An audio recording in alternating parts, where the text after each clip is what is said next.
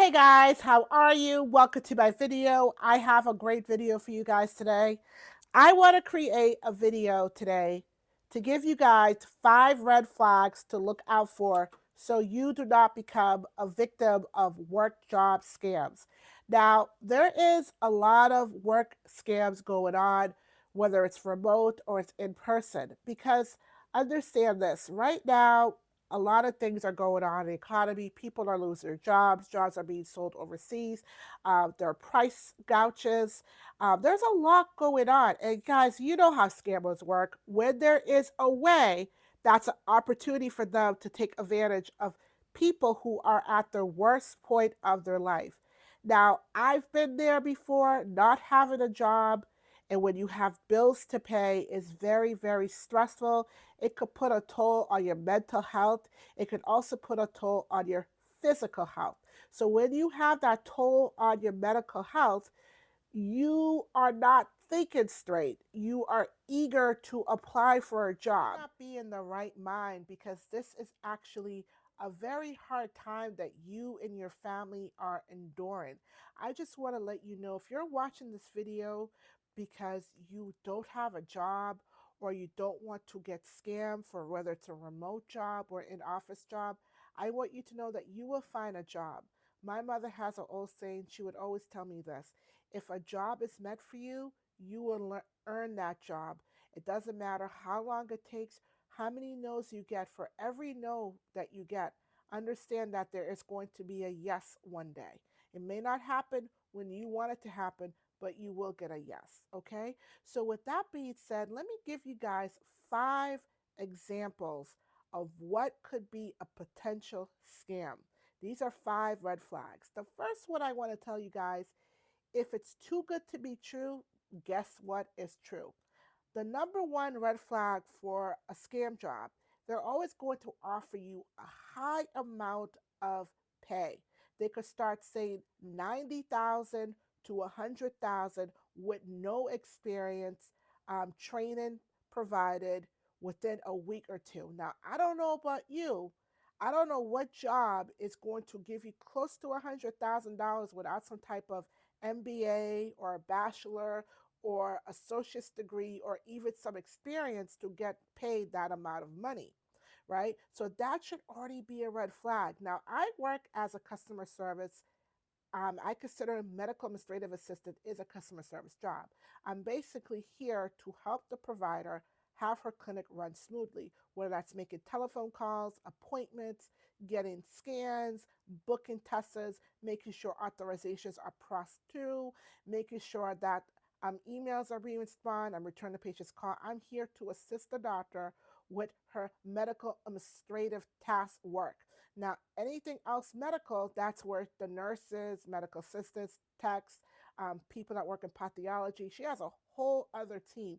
But my job is very crucial for her because I'm the one that has kind of like her clinic, right? I'm the one that runs the clinic, make sure that people are coming in, they're getting appointments booked correctly.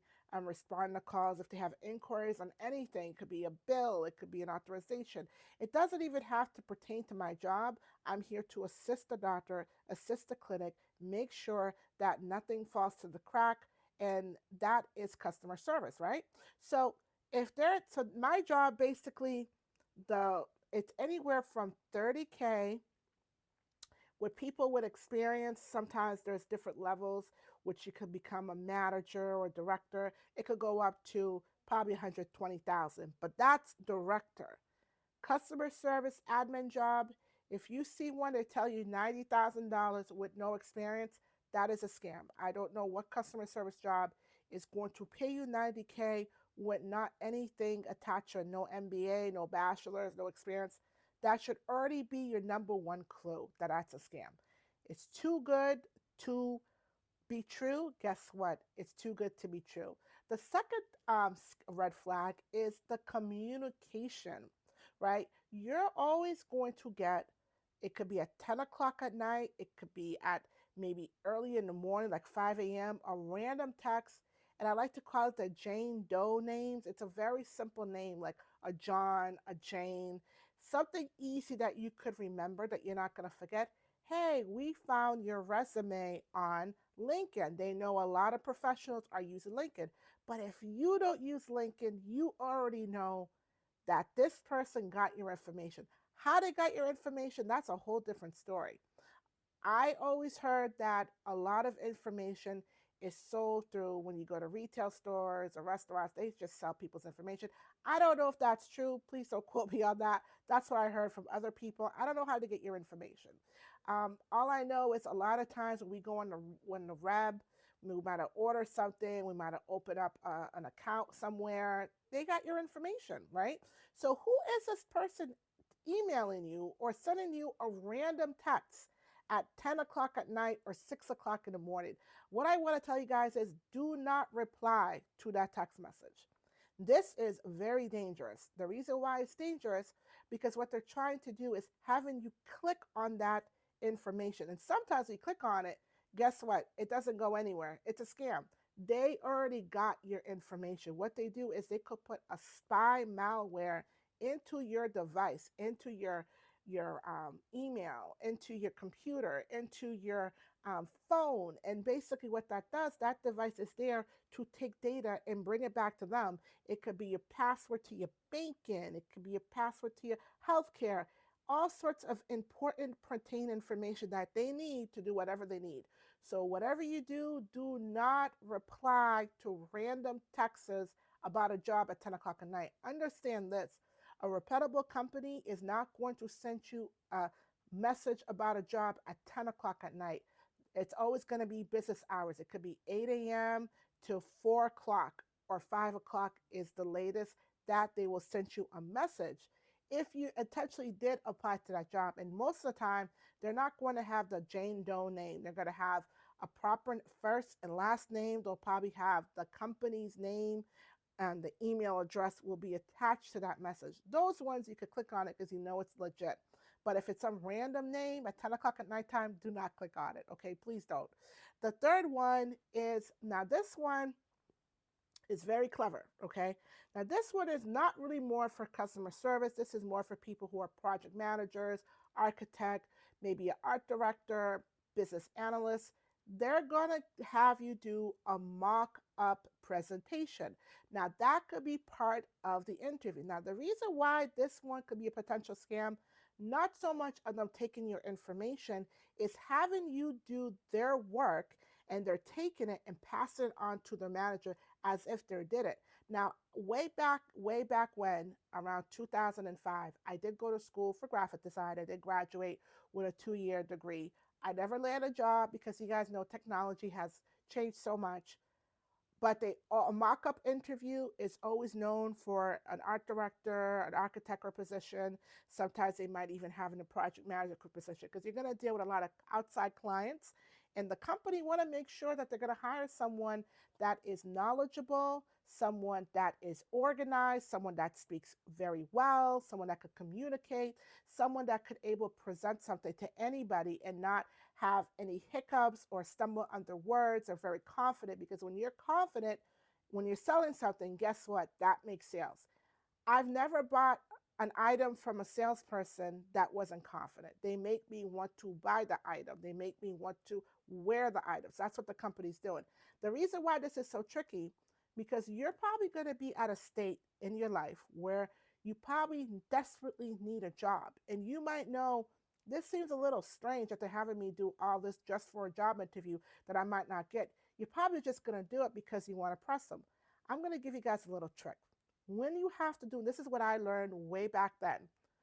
My professor back in college told me when you do mock up interviews, never ever give the whole project.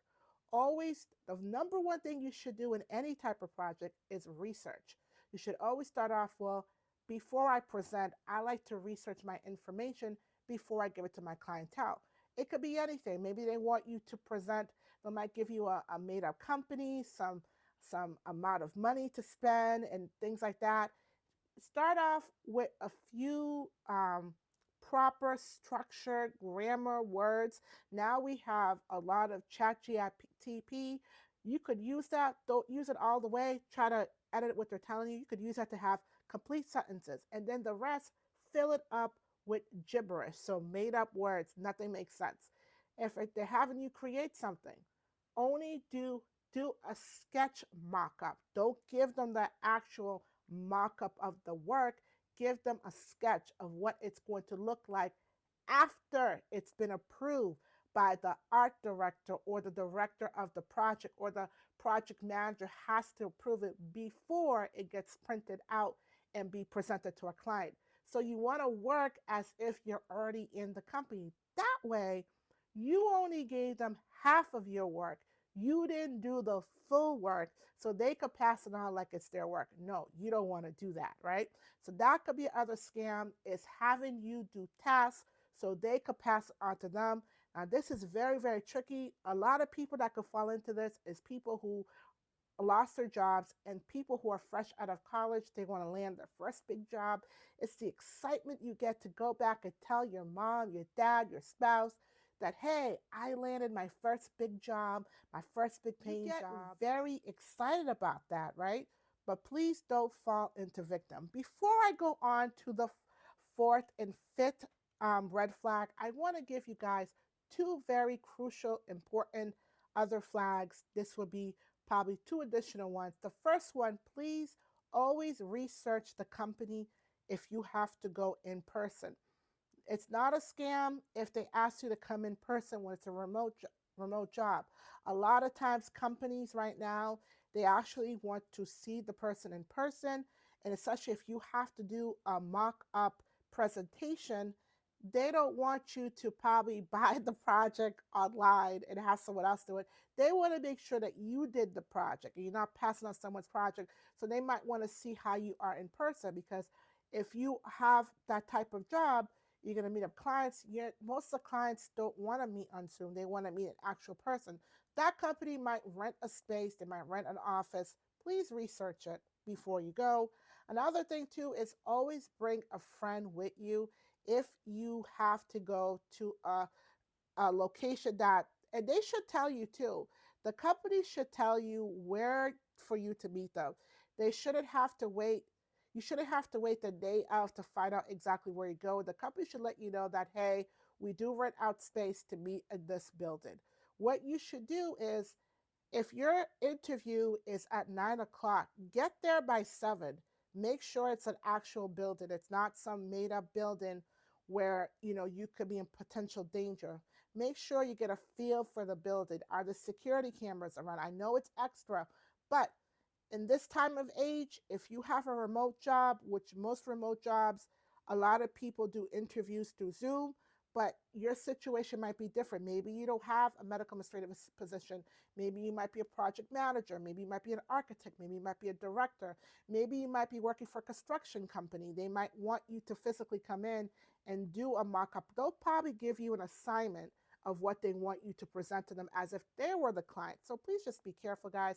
If you don't get anything from this video, the two things I want you to get from this video today is, one, research the company. Two, make sure you ask questions on where you're going to be meeting them. Okay, and always bring a friend with you. Have them wait in a car, or maybe have someone meet you up for lunch after the interview. That way, someone is aware that you went to this job and they know where you are. Okay, the fourth one I want to talk about is the communication. A lot of times, if a job is a scam, they're going to have a lot of grammatical errors, right? No reputable company is going to send you an email with grammatical errors in it, because that's bad, right? And the other thing, too, the fifth one I want to talk about is the morale of the company. If that company agrees for you to walk from the job that you worked for 10, 20 years to only give them 1 day notice, they don't have good ethics. And if they don't have a good ethics, what kind of company can there be? Every company is built on the foundation of ethics, morality. They're built on trust. If you're dealing with clientele's millions or thousands of dollars, and if that person is not someone that has good ethics, no, they could do anything. And do you really want to be a company like that? You probably don't want to work for a company like that. That ruins your reputation as a person, right? You don't want to be sharing a prison cell with this shady company that you potentially could get yourself into trouble, right? You don't want that, no. So please make sure you guys follow those signs. The first one we talked about was if the offer is too good, we know it's a scam. The second one was lack of communication. The third one was creating projects so the company could pass it on as theirs. The fourth one was the moral ethics, right? It doesn't matter how awful the other job is, you should always give them 2 weeks. Sometimes, if the job is really bad, when you put in your notice, they'll say, okay, well, that's your 2 weeks. That's fine. The company did that, not you. If that other company allows for you to leave within a day or two, guys, they don't have good moral ethics. If they allow that to the company, think about what they're going to do to you when you make a mistake, or they might decide they don't want you on their team. I really hope this video works. I hope you guys use these as example. There's really no wrong or right to what I just mentioned to you. The 5 signs I talk about are signs that a lot of times people already know, but when you are in a vulnerable state, when you lost your job, your mortgage is due, your car payments due, you might have a sick spouse or sick child, there's no food in the refrigerator. Guys, you do not have the same common sense you would have if you were fully employed. I hope you guys enjoyed this video. I think I'm going to do more videos on this topic and let me know what you guys think. If you guys have any stories you want to share about, let me know as well on the bottom. Go ahead, guys. Guys, I'm at 507. Could we get me to 600, guys? Please get me to 600. Go ahead and hit that subscribe button. I will see you guys next time. Bye-bye. God bless. Take care. Please, please research before you apply back to any job. Bye-bye.